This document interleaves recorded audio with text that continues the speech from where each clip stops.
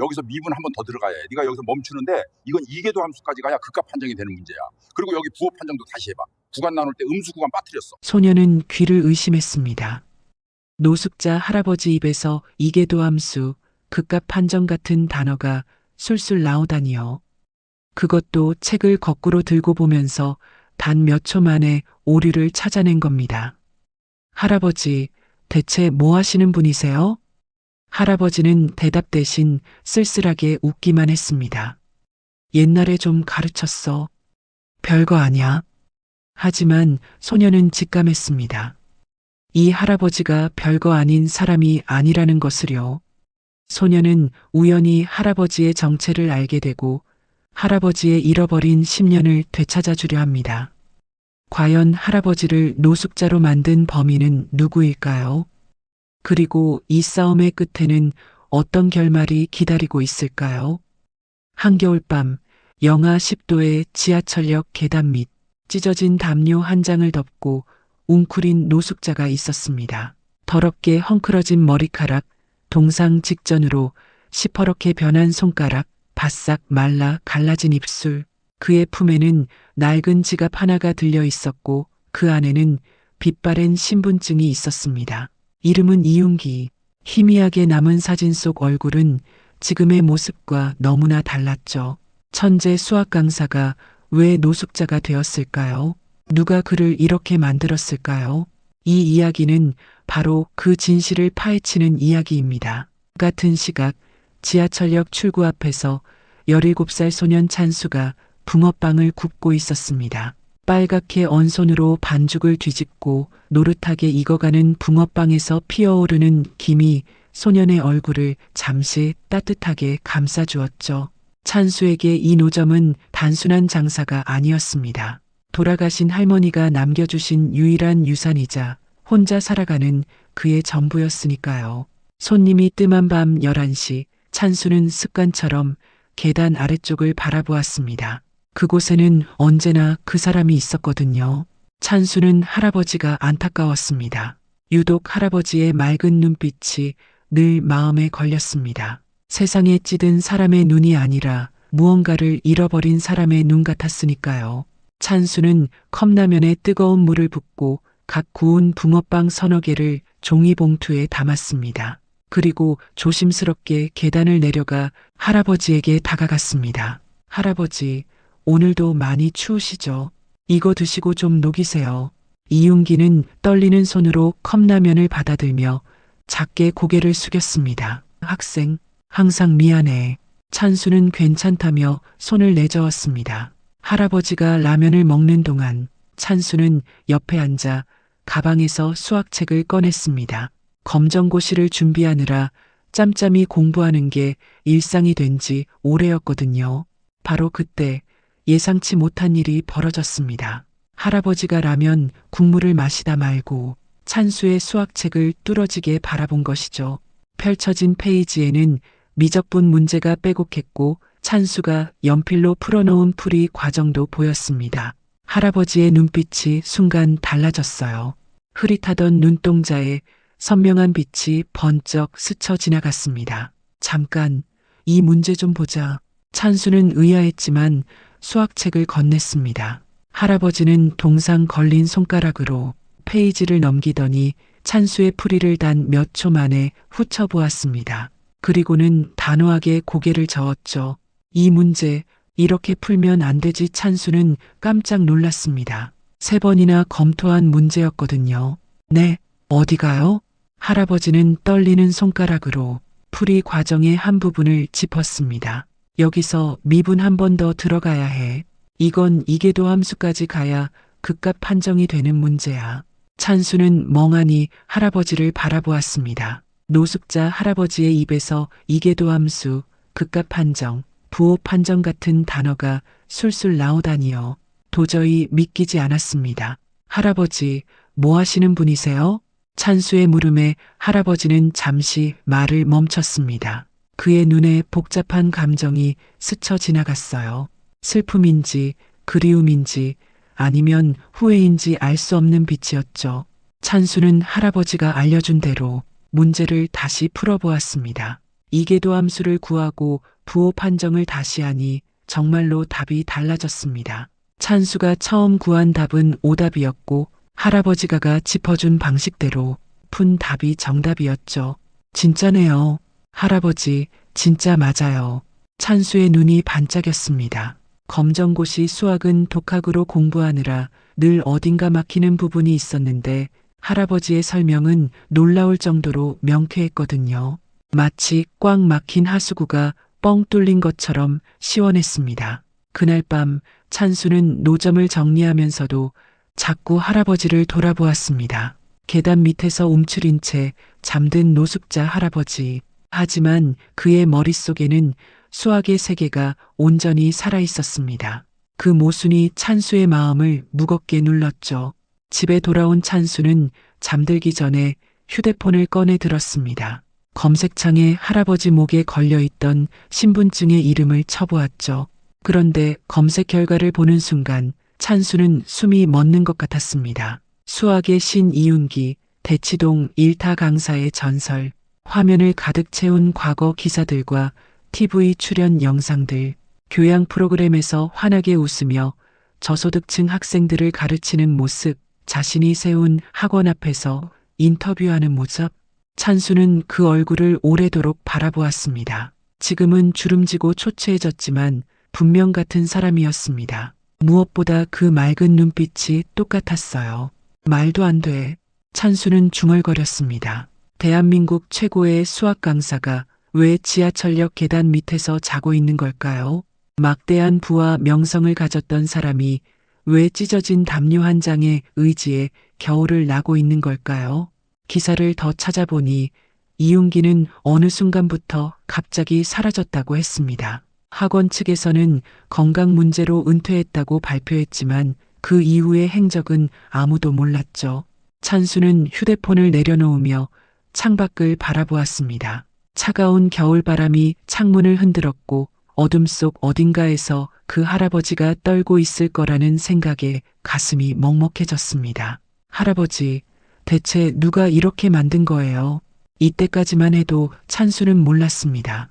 이 물음이 거대한 진실의 문을 여는 열쇠가 될 줄은요. 그리고 자신이 그 문 앞에 서게 될 줄은요. 2년 후 서울 중심가의 한 대형 기자회견장, 수십 대의 카메라 플래시가 쉴 새 없이 터지고 있었습니다. 기자석은 빈자리 하나 없이 가득 찼고 생중계 카메라 앞에는 빨간 불이 켜져 있었죠.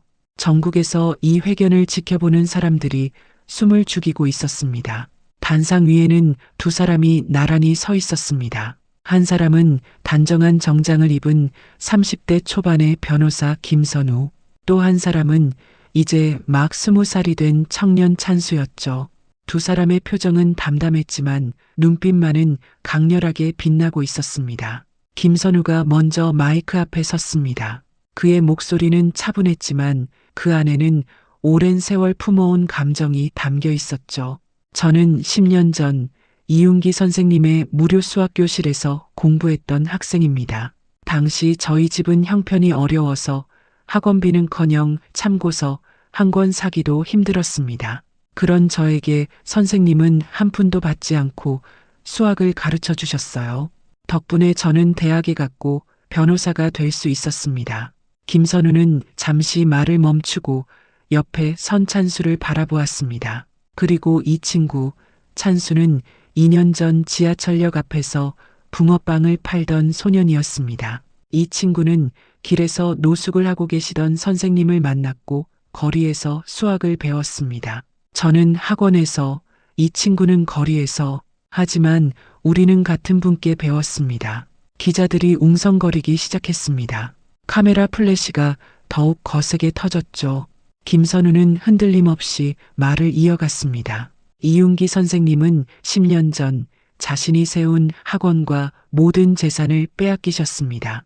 정신병원에 강제로 입원당하신 사이 누군가 위조된 위임장을 만들어 모든 것을 가져갔습니다. 선생님은 병원에서 나온 후 갈 곳이 없어 거리로 내몰리셨고 그렇게 10년을 노숙자로 살아오셨습니다. 회견장이 술렁였습니다. 기자들은 연신 받아 적고 카메라맨들은 렌즈를 더 가까이 들이댔죠. 김선우 옆에 서 있던 찬수가 한 발짝 앞으로 나섰습니다. 마이크를 잡은 그의 손이 살짝 떨렸지만 목소리만큼은 또렷했습니다. 저는 부모님을 화재 사고로 잃고 할머니마저 돌아가신 후 혼자 살았습니다. 고등학교를 자퇴하고 붕어빵을 팔면서 검정고시를 준비했죠. 그러다 선생님을 만났습니다. 선생님은 저에게 수학만 가르쳐 주신 게 아닙니다. 포기하지 않는 법을 가르쳐 주셨어요. 찬수는 잠시 숨을 고른 뒤 다시 입을 열었습니다. 선생님은 늘 말씀하셨습니다. 수학 문제는 반드시 답이 있다고요. 아무리 어려워 보여도 하나씩 풀어가면 결국 답에 도달한다고요. 그래서 저희가 나섰습니다. 선생님이 당하신 일, 그것도 하나의 문제니까요. 이제 저희가 그 문제를 풀어드릴 차례입니다. 기자들 사이에서 손이 올라갔습니다. 질문이 쏟아지기 시작했죠. 구체적으로 누가 이윤기 씨의 재산을 빼앗았다는 겁니까? 증거는 있습니까? 이윤기 씨 본인은 지금 어디에 계십니까? 김선우가 차분하게 대답했습니다. 모든 증거는 확보되어 있습니다. 위임장이 위조된 정황, 강제 입원의 불법성, 그리고 학원 회계 조작까지 오늘 이 자리에서 모두 공개하겠습니다. 그리고 이 모든 일의 배후에 있는 인물은 바로 현재 그 학원을 운영하고 있는 정기산 원장입니다. 회견장이 다시 한번 술렁였습니다. 정기산이라는 이름은 교육계에서 모르는 사람이 없었거든요. 이윤기가 사라진 후 그 학원을 물려받아 더 크게 키웠고 지금은 전국에 지점을 둔 대형 입시학원의 대표였죠. 김선우가 단호하게 말했습니다. 정기산 원장은 10년 전 이윤기 선생님의 동업자였습니다. 하지만 그는 선생님을 배신했습니다. 정신병원에 강제로 입원시킨 뒤 입원 중에 위임장을 위조해 학원과 재산을 모두 가로챘습니다. 선생님은 아무것도 모른 채 모든 것을 빼앗기셨고 병원에서 나왔을 때는 이미 돌아갈 곳이 없었습니다. 찬수가 덧붙였습니다. 선생님은 10년 동안 거리에서 사셨습니다. 추운 겨울에도 지하철역 계단 밑에서 주무셨어요. 그런데도 선생님은 저에게 수학을 가르쳐 주셨습니다.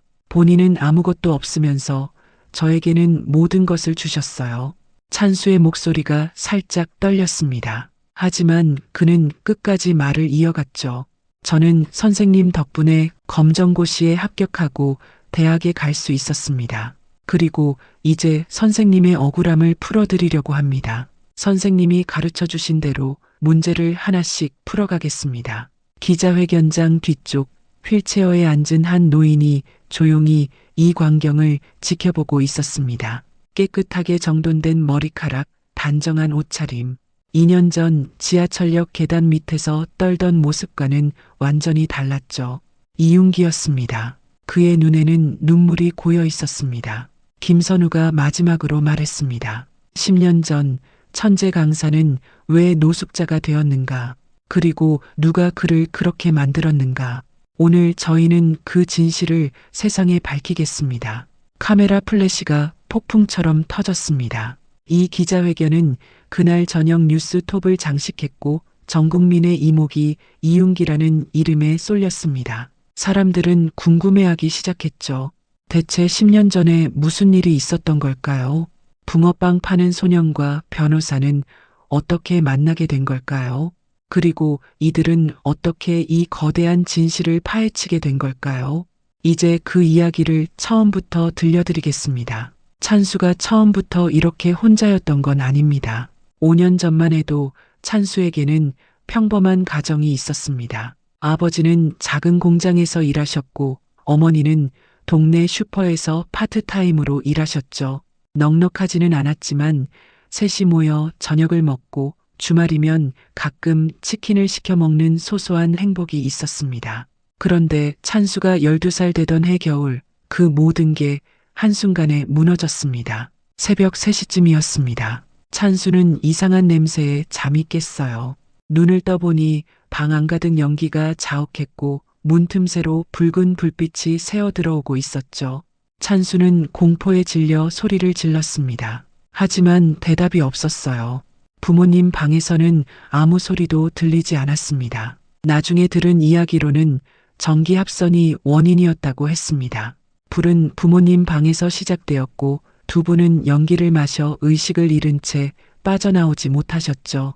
찬수만 기적적으로 창문을 통해 탈출했습니다. 차가운 눈 위에 맨발로 서서 자기 집이 타오르는 걸 멍하니 바라보던 그 순간을 찬수는 아직도 잊지 못합니다. 장례를 치른 후 찬수는 할머니에게로 갔습니다. 할머니는 지하철역 앞에서 작은 붕어빵 노점을 하고 계셨죠.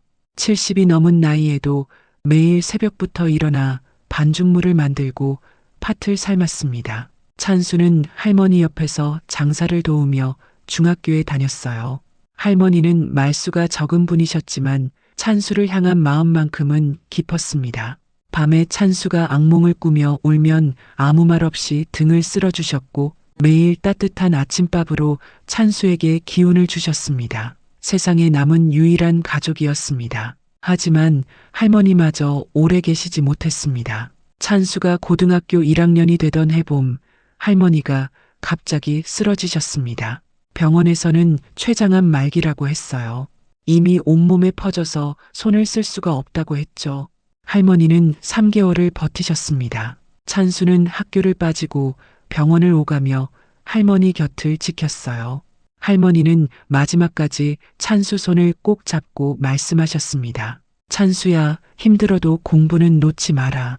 그게 내 인생을 바꿔줄 거야. 할머니가 돌아가신 후 찬수에게 남은 건 낡은 붕어빵 노점 하나뿐이었습니다.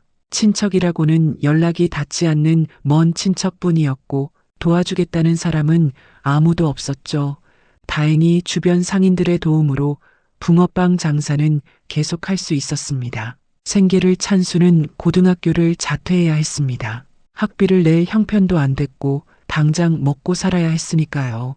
16살의 찬수는 그렇게 홀로 세상에 남겨졌습니다. 새벽 5시에 일어나 우유 배달을 하고 집에 돌아와 반죽을 만들고 팥을 살았습니다. 할머니에게 배우 방식 그대로요. 그리고 오후 2시부터 밤 12시까지 노점을 지켰죠. 손님이 뜸한 시간에는 검정고시 교재를 펴놓고 공부했습니다. 할머니가 마지막으로 하신 말씀을 잊지 않았거든요. 그렇게 1년이 흘렀습니다. 찬수는 17살이 되었고 여전히 같은 자리에서 붕어빵을 굽고 있었죠. 그러던 어느 겨울밤 찬수는 계단 밑에 웅크린 노숙자를 발견했습니다. 처음에는 그냥 지나쳤어요. 노숙자는 이 근처에 여럿 있었으니까요. 하지만 며칠이 지나도 그 사람은 같은 자리에 있었습니다. 영하의 날씨에 담요 한 장으로 버티고 있었죠. 찬수는 어느 날 용기를 내서 다가갔습니다. 컵라면 하나와 붕어빵 몇 개를 들고요. 할아버지, 이거 드세요. 많이 추우시죠? 그게 이윤기 할아버지와의 첫 만남이었습니다. 그 후로 찬수는 매일 밤 할아버지에게 컵라면과 붕어빵을 가져다 주었습니다. 처음에는 그냥 불쌍해서 시작한 일이었어요. 하지만 시간이 지나면서 찬수는 이윤기에게 묘한 끌림을 느꼈습니다. 할아버지는 말이 별로 없었지만 가끔 던지는 한마디가 예사롭지 않았거든요. 학생, 그 책 매일 보는데 진도가 안 나가네. 찬수가 수학 문제집을 붙들고 끙끙대고 있을 때 할아버지가 한 말이었습니다. 찬수는 머쓱하게 웃으며 대답했죠. 수학이 제일 어려워요. 독학으로 하려니까 막히는 데가 많아서요. 이윤기는 잠시 찬수를 바라보더니 손을 내밀었습니다. 한번 보여줘봐.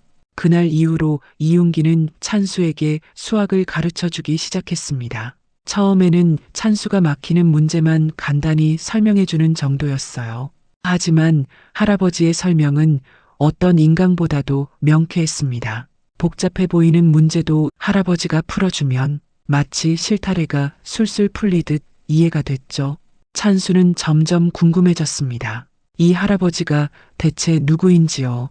집에 돌아와 할아버지 목에 걸린 이름을 인터넷에 검색해서 어떤 분인지를 알게 되었고 다음 날 밤 찬수는 평소보다 일찍 노점을 정리하고 할아버지에게 다가갔습니다. 컵라면을 건네며 조심스럽게 물었죠. 할아버지, 옛날에 학원 하셨어요? 할아버지의 표정이 굳었습니다. 컵라면을 든 손이 살짝 떨렸죠. 한참을 침묵하던 할아버지가 입을 열었습니다. 알아버렸구나. 찬수는 고개를 끄덕였습니다. 할아버지는 긴 한숨을 내쉬며 먼 곳을 바라보았어요. 그의 눈에 깊은 슬픔이 서려 있었습니다. 옛날 일이야. 다 지나간 일이고. 찬수는 더 묻고 싶었지만 참았습니다. 할아버지가 말하고 싶어 할 때까지 기다리기로 했죠. 하지만 한 가지만은 분명히 말했습니다. 할아버지, 저는 할아버지가 누구였든 상관없어요. 지금 제게 수학 가르쳐 주시는 것만으로도 감사해요. 할아버지가 찬수를 바라보았습니다. 그의 눈가에 눈물이 맺혔죠. 할아버지는 아무 말 없이 찬수의 어깨를 한번 토닥여 주었습니다. 그 손길에서 찬수는 말로 표현할 수 없는 따뜻함을 느꼈습니다. 이제 찬수에게는 새로운 목표가 생겼습니다. 검정고시에 합격하고 대학을 가는 것, 그리고 이 할아버지에게 도움을 주는 것. 찬수는 알 수 없는 예감에 사로잡혔습니다. 이 만남이 자신의 인생을 완전히 바꿔놓을 것 같은 예감이었죠. 그날도 찬수는 여느 때처럼 붕어빵을 굽고 있었습니다. 퇴근 시간이 지나 손님이 뜸해질 무렵 한 남자가 노점 앞에 멈춰 섰습니다. 깔끔한 코트에 서류 가방을 든 30대 초반으로 보이는 사람이었죠. 그는 잠시 메뉴판을 보더니 입을 열었습니다. 팥 붕어빵 5개 주세요. 찬수는 네 대답하며 붕어빵을 담았습니다. 남자는 지갑에서 10,000원을 꺼내 건네며 말했어요. 거스름돈은 됐어요. 요즘 같은 날씨에 고생이 많네요. 찬수는 고맙다고 인사했습니다. 그런데 남자는 붕어빵을 받아들고도 떠나지 않았어요. 무언가 생각에 잠긴 듯 노점 주변을 둘러보더니 조심스럽게 물었습니다. 혹시 여기서 장사한 지 오래됐어요? 찬수는 고개를 끄덕였습니다. 네, 1년 좀 넘었어요. 원래 할머니가 하시던 건데 제가 이어받았거든요. 남자는 잠시 침묵하더니 다시 입을 열었습니다. 저기 이상한 질문일 수도 있는데요. 혹시 이 근처에서 노숙하시는 분 중에 나이 60대 남자분 못 보셨어요? 60대 중반쯤 되셨을 것 같은데 키가 크고 마른 편이고요. 찬수의 심장이 쿵 내려앉았습니다. 할아버지를 찾는 것 같았습니다. 혹시 나쁜 사람은 아니야? 찬수는 경계하며 대답했습니다. 여기는 노숙자분들 많아서요. 남자는 찬수의 눈치를 살피더니 서류 가방에서 명함 한 장을 꺼냈습니다. 저는 김선우라고 합니다. 변호사예요. 명함에는 법무법인 이름과 함께 김선우 변호사라는 글씨가 선명하게 적혀 있었습니다. 찬수는 명함을 받아들며 여전히 경계의 눈빛을 거두지 않았죠. 변호사님이 왜 노숙자를 찾으세요? 김선우는 잠시 망설이더니 낮은 목소리로 말했습니다. 사실은 제가 찾는 분이 있어요. 10년 전에 저를 가르쳐 주셨던 선생님인데 몇 년 전부터 행방을 알 수가 없어서요. 혹시나 하는 마음에 여기저기 다니면서 찾고 있었거든요. 찬수의 가슴이 두근거리기 시작했습니다. 10년 전 가르쳐 주셨던 선생님, 혹시 이 사람도 이윤기를 아는 걸까요? 그 선생님 성함이 어떻게 되세요? 김선우는 깊은 한숨을 내쉬며 대답했습니다. 이윤기 선생님이에요. 혹시 들어보셨어요? 찬수는 숨이 멎는 것 같았습니다. 정말로 할아버지를 찾고 있는 사람이 있었던 거예요. 그것도 그의 제자가. 찬수는 잠시 고민했습니다. 이 사람을 믿어도 될까요? 하지만 김선우의 눈빛에서 진심이 느껴졌습니다. 10년이나 선생님을 찾아다녔다는 그 마음이요. 찬수는 결심했습니다. 조심스럽게 입을 열었죠. 저 그분 알아요. 김선우의 눈이 커졌습니다. 붕어빵 봉투를 든 손이 부르르 떨렸죠. 정말요? 어디 계세요? 괜찮으세요? 찬수는 고개를 끄덕이며 계단 아래쪽을 가리켰습니다. 저기 계단 밑에서 주무세요. 지금은 안 계시는데 밤 11시쯤 되면 오실 거예요. 김선우는 한동안 말을 잇지 못했습니다. 눈시울이 붉어지는 게 보였어요. 그는 가까스로 감정을 추스르며 물었습니다. 어떻게 아시게 된 거예요? 찬수는 지난 몇 달간의 일을 간략하게 이야기했습니다. 처음에 컵라면과 붕어빵을 가져다 드린 것, 할아버지가 수학 문제를 단번에 풀어낸 것, 그리고 검색을 통해 정체를 알게 된 것까지요. 김선우는 찬수의 이야기를 들으며 연신 고개를 끄덕였습니다. 그렇군요. 정말 고마워요. 선생님께 끼니를 챙겨드렸다니. 찬수는 손을 내저었습니다. 아니에요. 저야말로 선생님께 수학을 배우고 있는걸요. 근데 변호사님, 선생님한테 대체 무슨 일이 있었던 거예요? 그렇게 대단한 분이 왜 노숙을 하고 계신 거예요? 김선우의 표정이 어두워졌습니다. 그는 잠시 침묵하더니 무거운 목소리로 입을 열었습니다. 저도 자세한 건 몰라요. 10년 전에 갑자기 선생님이 사라지셨거든요. 학원에서는 건강 문제로 은퇴하셨다고 했는데 아무리 연락해도 닿지 않았어요. 그때 저는 고등학생이었고 할 수 있는 게 없었죠. 김선우는 먼 곳을 바라보며 말을 이었습니다. 저희 집은 형편이 어려웠어요. 아버지는 일찍 돌아가셨고 어머니 혼자 식당 일을 하시며 저를 키우셨죠. 학원비는커녕 참고서 살 돈도 없었어요. 그런 저에게 이윤기 선생님은 무료로 수학을 가르쳐 주셨습니다. 매주 토요일마다 저소득층 학생들을 위한 무료 교실을 운영하셨거든요.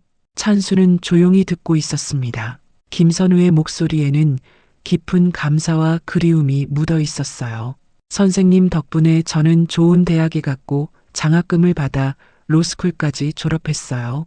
변호사가 된 후에 선생님을 찾아뵙고 인사드리려 했는데 어디에도 계시지 않았어요. 학원에 가봤더니 다른 사람이 원장을 하고 있었고 선생님 연락처를 물어봐도 아무도 모른다고 하더라고요. 찬수가 물었습니다. 그 다른 원장이 누군데요? 김선우의 눈빛이 차가워졌습니다. 정기산이라는 사람이에요. 원래 선생님 밑에서 일하던 사람인데 어느 순간부터 학원을 자기 것처럼 운영하고 있더라고요. 처음엔 선생님이 맡기신 줄 알았는데 뭔가 이상했어요. 선생님이라면 그렇게 연락도 없이 사라지실 분이 아니거든요. 찬수의 머릿속에서 퍼즐 조각이 맞춰지기 시작했습니다. 할아버지가 모든 것을 잃고 거리로 내몰린 배경에 정기산이라는 인물이 있는 것 같았어요. 그 사람이 뭔가 한 거 아니에요? 김선우는 고개를 끄덕였습니다. 저도 그렇게 생각해요. 그래서 몇 년 전부터 조사를 시작했어요. 변호사가 된 후에 할 수 있는 한 자료를 모았죠. 그런데 결정적인 증거가 없었어요. 무엇보다 선생님을 찾을 수가 없으니까 아무것도 진행할 수가 없었죠. 그날 밤 김선우는 이윤기 할아버지를 만났습니다. 10년 만에 재회였어요. 계단 밑에 웅크린 이윤기를 본 순간 김선우는 참았던 눈물을 쏟아냈습니다. 선생님, 저예요. 김선우요. 무료 수업 해주셨던 선우요. 할아버지는 한참을 김선우를 바라보다가 천천히 입을 열었습니다. 선우야, 내가 왜 여기에? 김선우는 이윤기 앞에 무릎을 꿇고 앉았습니다. 선생님, 왜 여기 계세요? 10년 동안 무슨 일이 있던 거예요? 이제 저한테 다 말씀해 주세요. 10년 전에 무슨 일이 있었는지요. 할아버지는 긴 침묵 끝에 고개를 저었습니다. 그의 눈에는 깊은 피로와 체념이 서려 있었어요. 선우야, 됐다. 내 일에 너희들까지 엮이면 안 돼. 너희들한테 패 끼치기 싫어. 김선우가 다급하게 말했습니다. 선생님, 무슨 말씀이세요? 패라니요. 할아버지는 쓸쓸하게 웃으며 말을 이었습니다. 나는 이제 쓸모없는 늙은이야. 사람들 입에 오르내리기도 싫고 10년 전 일을 다시 꺼내봤자 뭐가 달라지겠어. 그냥 조용히 살다 가고 싶어. 그리고 찬수와 김선우를 번갈아 바라보며 덧붙였습니다. 그래도 내 제자들은 나처럼 살면 안 돼. 너희들은 앞날이 창창한 사람들이야. 이런 늙은이한테 시간 쓰지 말고 너희 인생을 살아. 김선우는 고개를 저으며 할아버지의 손을 꼭 잡았습니다. 기억하세요? 고등학교 2학년 때 수학 포기하려고 했던 거요. 그때 선생님이 뭐라고 하셨는지 아세요? 할아버지는 대답하지 않았습니다. 김선우가 말을 이었죠. 어려운 문제일수록 포기하면 안 된다고 하셨어요. 풀리지 않는 것 같아도 한 단계씩 풀어가면 반드시 답이 나온다고요. 그 말씀 덕분에 저 여기까지 왔어요. 선생님이 가르쳐 주신 그 방법으로요. 김선우의 눈에 눈물이 맺혔습니다. 이제 제가 그 방법으로 선생님 문제를 풀 차례예요. 제발 기회를 주세요. 할아버지의 눈에서 눈물이 흘러내렸습니다. 10년 동안 혼자 삼켰던 억울함과 슬픔이 터져 나오는 것 같았어요. 얘기만으로도 충분히 고맙다, 정말 고맙다. 그날 밤 세 사람은 오랫동안 함께 있었습니다. 이제 진실을 향한 긴 여정이 시작되려 하고 있었습니다. 김선우는 본격적으로 조사에 착수했습니다. 변호사라는 직업이 이럴 때 힘을 발휘했죠.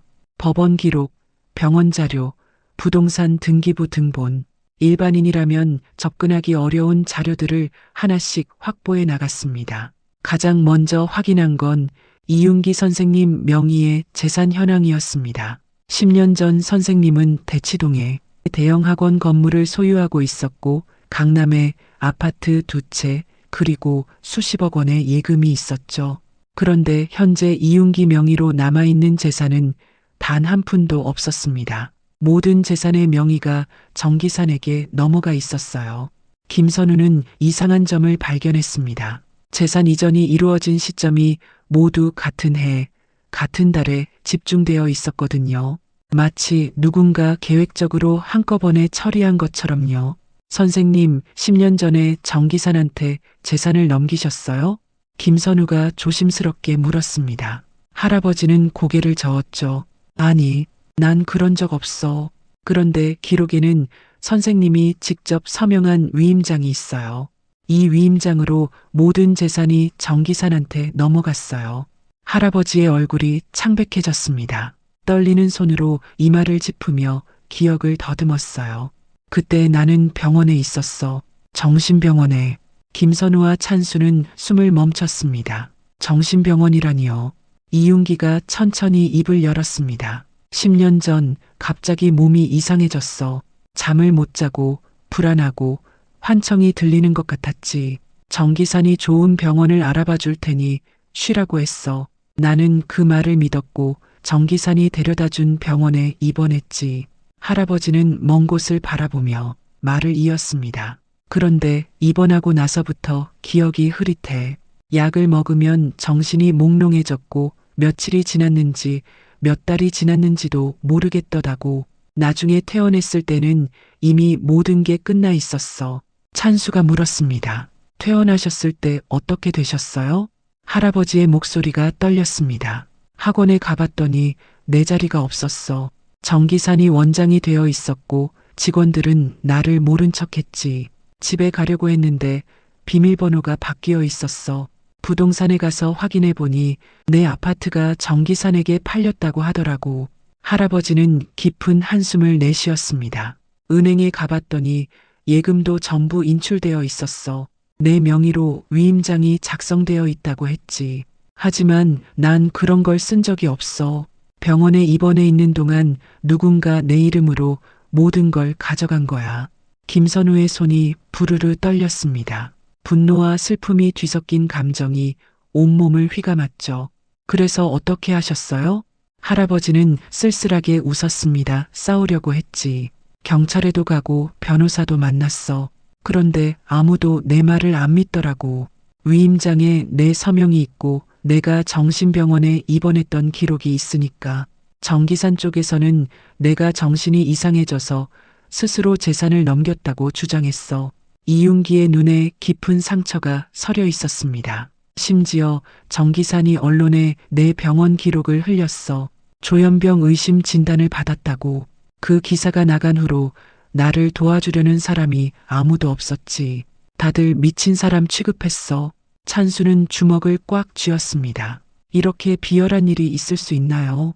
아무것도 모른 채 병원에 갇혀 있는 동안 모든 것을 빼앗기다니요. 김선우가 물었습니다. 그 병원, 이름이 뭐예요? 할아버지는 잠시 생각하다가 대답했습니다. 청솔정신건강의학과의원. 경기도 어딘가에 있었어. 외진 곳이라 면회도 거의 없었지. 김선우는 그 이름을 수첩에 적었습니다. 그리고 다짐했죠. 반드시 그 병원의 기록을 확보하겠다고요. 며칠 후 김선우는 청솔 정신과의원을 찾아갔습니다. 오래된 건물이었고 인적이 드문 곳에 위치해 있었죠. 김선우는 변호사 신분을 밝히고 10년 전 환자 기록 열람을 요청했습니다. 처음에 병원 측은 거부했습니다. 환자 개인정보라서 함부로 공개할 수 없다고요. 하지만 김선우는 이윤기의 위임장을 내밀었습니다. 이번에는 진짜 이윤기가 직접 서명한 위임장이었죠. 기록을 확인하는 순간 김선우는 경악했습니다. 이번 기간 동안 이윤기에게 투여된 약물 목록, 일반적인 항불안제나 수면제가 아니라 의식을 흐리게 만드는 강력한 진정제가 포함되어 있었습니다. 그리고 이번 기록에는 이상한 메모가 있었어요. 보호자 면회 불허, 외부 연락 차단. 마치 누군가를 격리시키려고 작정한 것 같았죠. 가장 결정적인 건 위임장 작성 일자였습니다. 이윤기 명의로 작성된 재산 이전 위임장은 이번 이틀째에 작성되어 있었어요. 강력한 진정제를 투여받고 있던 시점이었죠. 정상적인 판단력을 가지고 서명할 수 있는 상태가 아니었습니다. 김선우는 병원 담당 의사를 찾았습니다. 10년 전 이윤기를 담당했던 의사는 이미 퇴직했지만 다행히 연락처를 알아낼 수 있었죠. 전화를 걸자 상대방은 처음에는 말을 아꼈습니다. 하지만 김선우가 이윤기의 현재 상황을 설명하자 의사는 한숨을 내쉬며 입을 열었습니다. 그때 저도 이상하다고 생각했어요. 환자분이 입원하자마자 누군가 찾아와서 서류 작업을 했거든요. 저는 환자 상태가 안 좋아서 안 된다고 했는데 병원장이 직접 허가를 내렸어요. 김선우가 물었습니다. 그 사람이 누구였는지 기억하세요? 의사는 잠시 침묵하다가 대답했습니다. 이름까지는 기억 안 나는데 학원 관계자라고 했어요. 환자분 사업 파트너라면서 대신 처리해 준다고 했죠. 지금 생각하면 그게 다 짜여진 각본 같았어요. 김선우는 확신했습니다. 이건 계획된 범죄였어요. 정기산이 이윤기 선생님을 정신병원에 가두고 의식이 흐린 상태에서 위임장을 위조해 모든 재산을 가로챈 것이었죠. 김선우는 찬수에게 연락했습니다. 증거를 찾았어. 위임장이 입원 중에 작성됐고 그때 선생님은 강한 진정제를 맞고 계셨어. 정상적인 판단이 불가능한 상태였지. 이건 명백한 문서 위조야. 찬수의 목소리가 떨렸습니다. 그럼 이제 어떻게 해요? 김선우는 단호하게 대답했습니다. 고소할 거야. 문서 위조, 사기, 횡령. 정기산을 법정에 세울 거야. 하지만 찬수는 걱정이 됐습니다. 변호사님, 상대가 만만치 않을 것 같아요. 정기산은 지금 엄청 큰 학원을 운영하고 있잖아요. 돈도 많고 인맥도 있을 텐데. 김선우는 고개를 끄덕였습니다. 알아. 쉽지 않을 거야. 하지만 진실은 반드시 밝혀져야 해. 선생님이 10년 동안 억울하게 사신 거잖아. 그날 밤 세 사람은 다시 모였습니다. 김선우가 확보한 증거들을 펼쳐놓고 이야기를 나눴죠. 할아버지는 기록들을 보며 눈시울을 붉혔습니다. 이게 진짜 내 기록이구나. 그때 왜 이렇게 정신이 없었는지 이제 알겠어. 약 때문이었구나. 찬수가 이윤기의 손을 잡았습니다. 선생님, 이제 다 끝났어요. 진실이 밝혀질 거예요. 하지만 할아버지는 걱정스러운 표정을 지었습니다. 이게 너희한테 짐이 되면 안 되는데 정기산이 가만히 있지 않을 거야. 그 사람은 목적을 위해서라면 뭐든지 하는 사람이거든. 김선우가 단호하게 말했습니다. 선생님, 저는 변호사예요. 법으로 싸우는 게 제 일이에요. 그리고 저 혼자가 아니에요. 찬수도 고개를 끄덕였습니다. 저도 있어요. 선생님이 저한테 가르쳐 주신 거 기억하세요? 어려운 문제일수록 포기하면 안 된다고요. 저 포기 안 해요. 할아버지의 눈에서 눈물이 흘러내렸습니다. 10년 동안 혼자였는데 이제는 함께 싸워줄 사람들이 있었습니다. 이 은혜를 어떻게 갚아야 하니 너무 미안하고 고마워. 눈물을 흘리는 할아버지를 보며 세 사람은 굳은 악수를 나눴습니다. 이제 되돌릴 수 없는 선택을 한 것이었죠. 정기상과의 전쟁이 시작되려 하고 있었습니다. 김선우가 고소장을 접수한 지 일주일이 지났습니다. 예상대로 정기사는 가만히 있지 않았죠. 그는 먼저 언론을 움직였습니다. 어느 날 아침 찬수는 휴대폰 뉴스 알림을 보고 심장이 철렁 내려앉았습니다. 기사 제목이 눈에 확 들어왔거든요. 천재 강사의 몰락, 그는 조현병 환자였다. 기사에는 10년 전 할아버지의 정신병원 입원 기록이 상세하게 실려 있었습니다. 조현병 의심 진단, 환각 증세, 피해 망상, 당사자인 할아버지도 모르는 의료 기록이 어떻게 언론에 흘러갔는지는 뻔했죠. 정기산의 지시였습니다. 기사는 교묘하게 할아버지를 정신이상자로 몰아갔습니다. 한때 잘 나가던 수학 일타 강사가 정신병에 걸려 모든 것을 잃었다는 식으로요. 마치 할아버지가 스스로 무너진 것처럼 포장했죠. 정기산에 대한 언급은 단 한 줄도 없었습니다. 댓글창은 더 참혹했습니다. 정신병자가 무슨 억울함이 있겠어. 돈 많이 벌었으면서 관리를 못한 거지. 노숙자 된 것도 자기 탓 아니야. 사람들은 진실도 모른 채 이윤기를 조롱하고 비난했습니다. 찬수는 분노로 손이 떨렸습니다. 하지만 더 큰 문제가 기다리고 있었죠. 그날 저녁 찬수가 붕어빵 노점을 열자 이상한 일이 벌어졌습니다. 평소 단골이던 손님들이 찬수를 피하기 시작한 거예요. 눈을 마주치지 않고 지나가거나 아예 다른 길로 돌아가는 사람도 있었죠. 그러다 한 중년 남자가 노점 앞으로 다가왔습니다. 평소에 자주 오던 손님이었어요. 하지만 그의 표정은 싸늘했습니다. 야, 너 그 미친 노숙자 도와주는 애 맞지? 찬수는 당황했지만 대답했습니다. 그분은 미친 사람이 아니에요. 억울하게 당하신 분이에요. 남자는 비웃으며 말했습니다. 뉴스에 다 나왔어. 정신병원 입원했던 사람이잖아. 그런 사람한테 휘둘리지 마. 너 인생이나 챙겨. 찬수는 참을 수 없었습니다. 그 뉴스가 다 사실인 줄 아세요?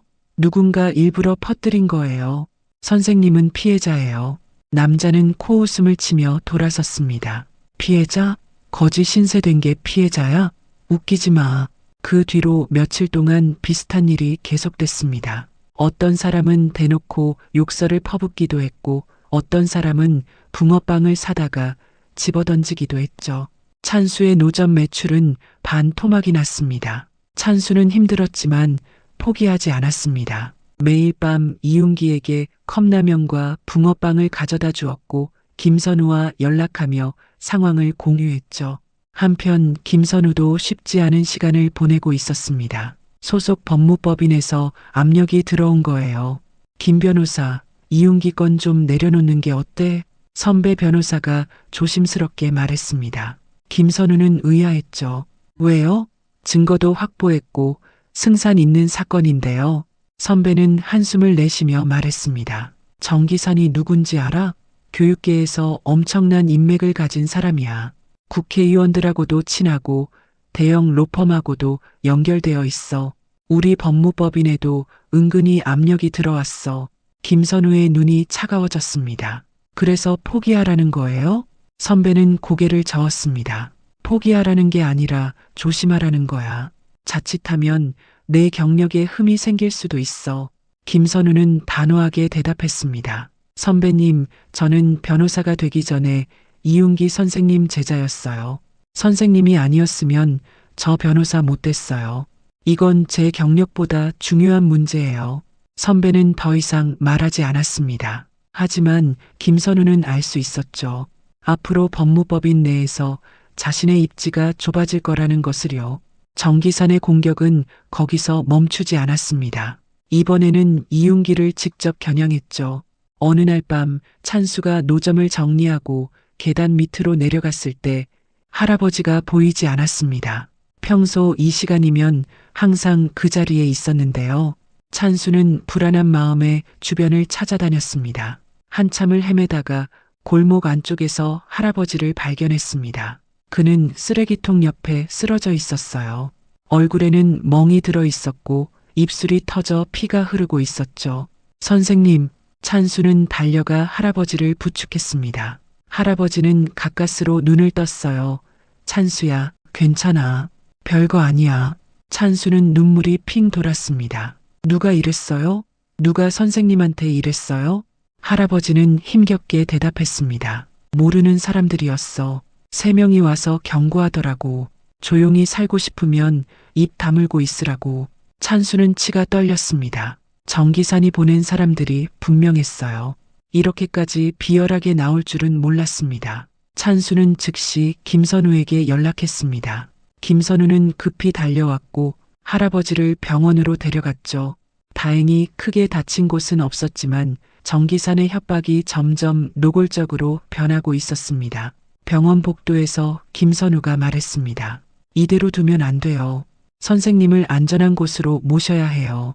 김선우는 인권단체에 연락해 도움을 요청했습니다. 다행히 노숙인 지원단체에서 할아버지를 임시보호시설로 옮겨주기로 했죠. 깨끗한 방에 따뜻한 침대가 있는 곳이었습니다. 할아버지는 10년 만에 처음으로 제대로 된 잠자리에서 잠을 잘 수 있게 됐어요.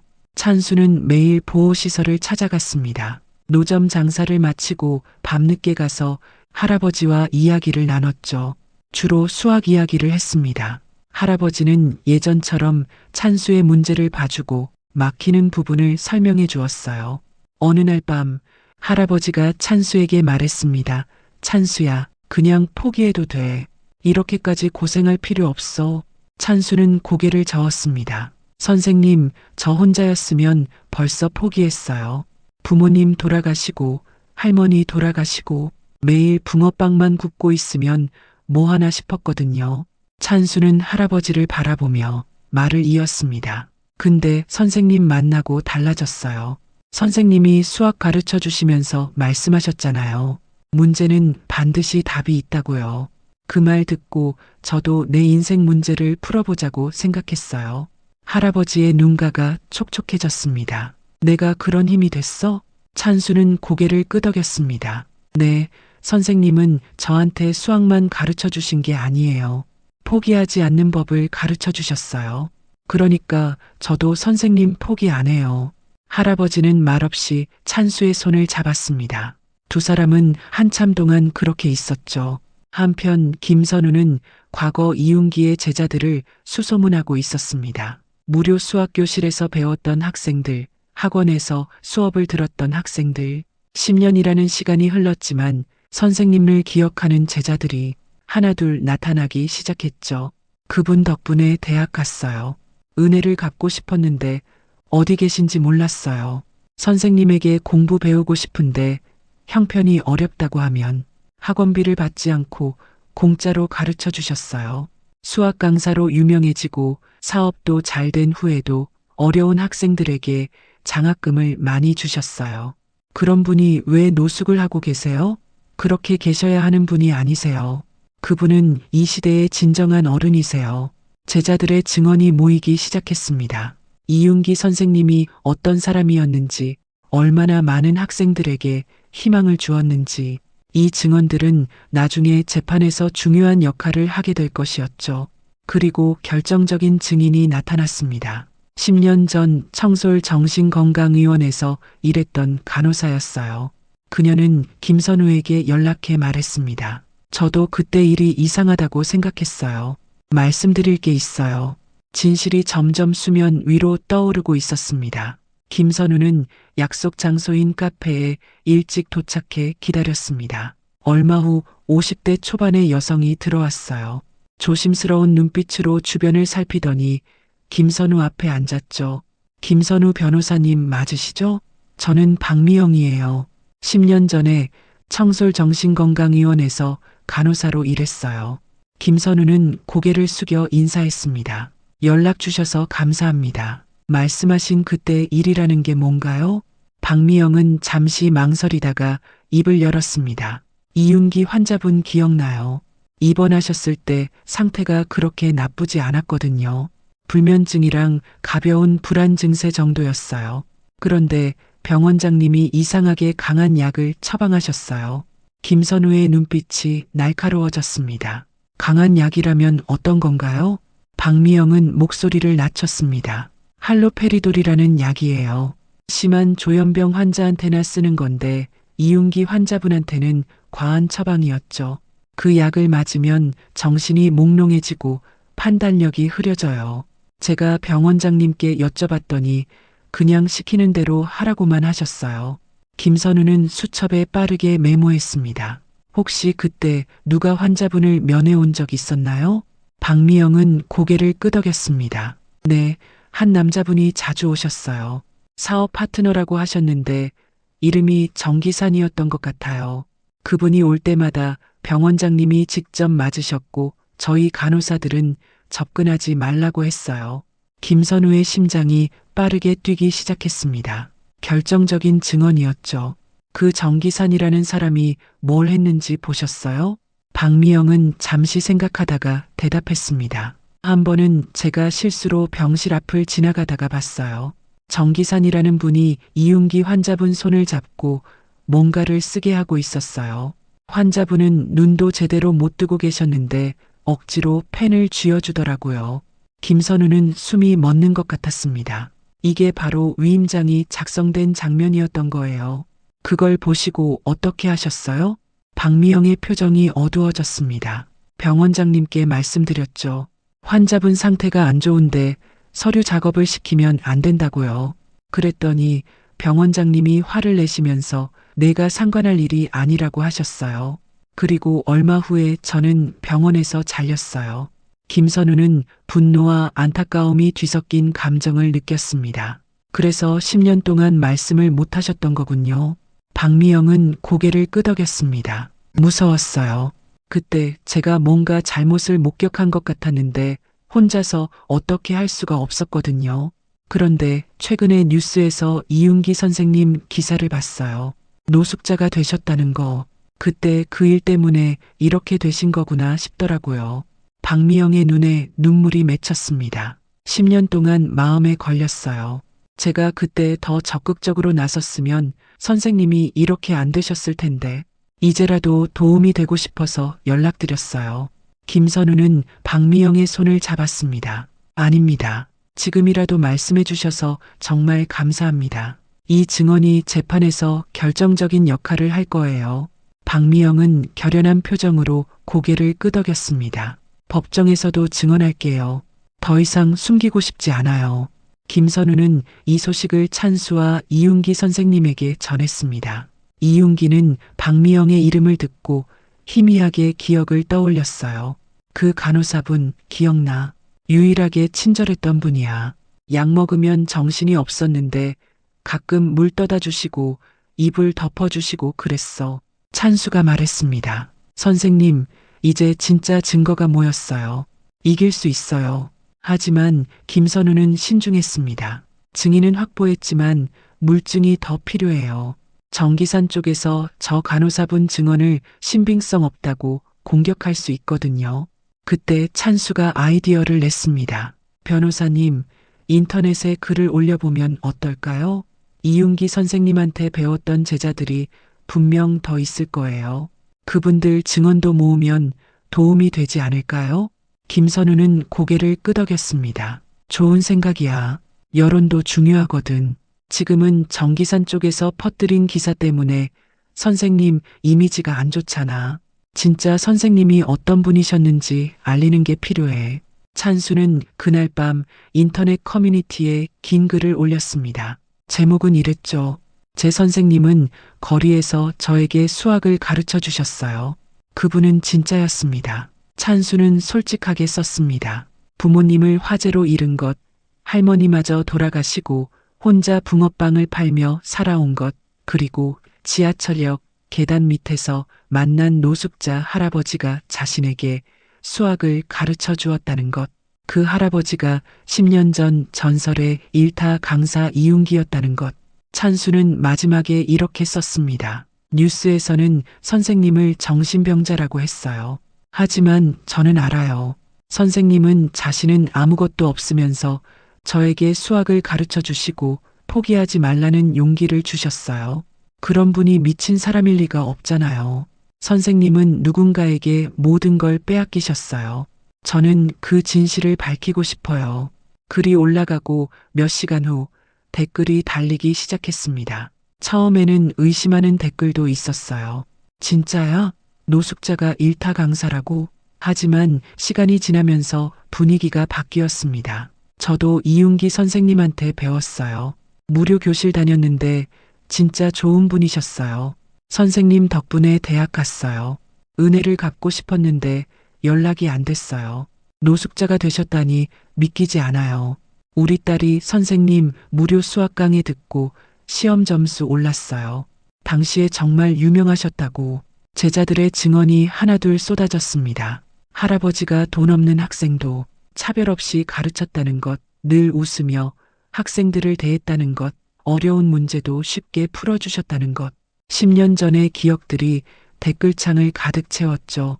글은 빠르게 퍼져나갔습니다. 조회수가 수만을 넘었고 공유 횟수도 기하급수적으로 늘었어요. 사람들은 이윤기 선생님의 진짜 모습을 알게 되었고 언론에서 보도한 정신병자 프레임에 의문을 품기 시작했습니다. 며칠 후 한 기자가 김선우에게 연락해 왔습니다. 변호사님, 저는 시사 프로그램 기자입니다. 이윤기 선생님 사건에 관심이 있어서요. 취재를 해도 될까요? 김선우는 신중하게 물었습니다. 어떤 방향으로 취재하실 건가요? 기자가 대답했습니다. 인터넷에서 이윤기 선생님 글이 화제가 됐잖아요. 저희도 확인해 봤는데 뭔가 이상한 점이 많더라고요. 갑자기 사라진 것도 그렇고 재산이 한꺼번에 넘어간 것도 그렇고 혹시 배후에 누군가 있는 건 아닌지 파헤쳐보고 싶습니다. 김선우는 결심했습니다. 언론의 힘을 빌릴 때가 된 거예요. 좋습니다. 취재에 협조하겠습니다. 단 선생님의 명예를 훼손하는 방향은 안 됩니다. 기자는 동의했습니다. 물론이죠. 저희는 진실을 밝히고 싶은 겁니다. 취재가 시작되었습니다. 기자는 김선우가 확보한 증거들을 검토하고 박미영 간호사를 인터뷰하고 할아버지의 과거 제자들을 만났죠. 그리고 정기산의 학원도 취재했습니다. 정기산은 인터뷰를 거부했지만 기자는 그의 과거 행적을 파헤치기 시작했어요. 놀라운 사실들이 드러났습니다. 정기산은 이윤기 할아버지의 학원에서 부원장으로 일하면서 회계를 담당했었죠. 그리고 할아버지가 실종된 후 학원 명의가 바뀌는 과정에서 수상한 자금 흐름이 있었다는 것도 밝혀졌습니다. 여론이 서서히 돌아서기 시작했습니다. 처음에 이윤기를 조롱하던 사람들도 이제는 의문을 품기 시작했죠. 뭔가 이상하다. 저 정기산이라는 사람 수상해. 진짜 사기친 거 아냐? 정기산은 초조해졌습니다. 10년 동안 완벽하게 감춰왔던 진실이 하나씩 드러나고 있었으니까요. 그는 반격을 준비하기 시작했습니다. 하지만 이미 균열은 시작되었습니다. 진실은 물처럼 작은 틈새로도 스며들기 마련이니까요. 여론이 돌아서자 정기사는 더 이상 가만히 있지 않았습니다. 그는 대형 로펌을 선임하고 반격에 나섰죠. 그리고 기자회견을 열었습니다. 서울 강남의 한 호텔 컨벤션홀. 수십 명의 기자들 앞에서 정기산이 단상에 올랐습니다. 그는 단정한 정장 차림에 여유로운 미소를 띠고 있었어요. 마치 아무 잘못도 없는 사람처럼요. 최근 인터넷과 일부 언론에서 저에 대한 근거 없는 의혹이 제기되고 있습니다. 오늘 이 자리에서 진실을 밝히고자 합니다. 정기사는 서류 뭉치를 들어보였습니다. 이것은 10년 전 이윤기 선생님께서 직접 작성하신 위임장입니다. 선생님께서는 건강 악화로 더 이상 학원 운영이 어려우시다며 저에게 모든 권한을 위임하셨습니다. 이 문서는 법적으로 완전히 유효합니다. 기자들 사이에서 웅성거림이 일었습니다. 정기사는 태연하게 말을 이었죠. 저는 선생님의 뜻에 따라 학원을 운영해왔고 더 크게 발전시켰습니다. 지금 저를 공격하는 분들은 선생님의 안타까운 상황을 이용해 저를 음해하려는 것입니다. 한 기자가 질문했습니다. 하지만 그 위임장이 이윤기 씨가 정신병원에 입원해 있을 때 작성됐다는 증언이 있습니다. 그때 이윤기 씨는 강한 진정제를 투여받고 있었다고 하는데요. 정 기사는 미소를 잃지 않았습니다. 그건 사실과 다릅니다. 선생님께서는 입원 전에 이미 위임장을 작성하셨어요.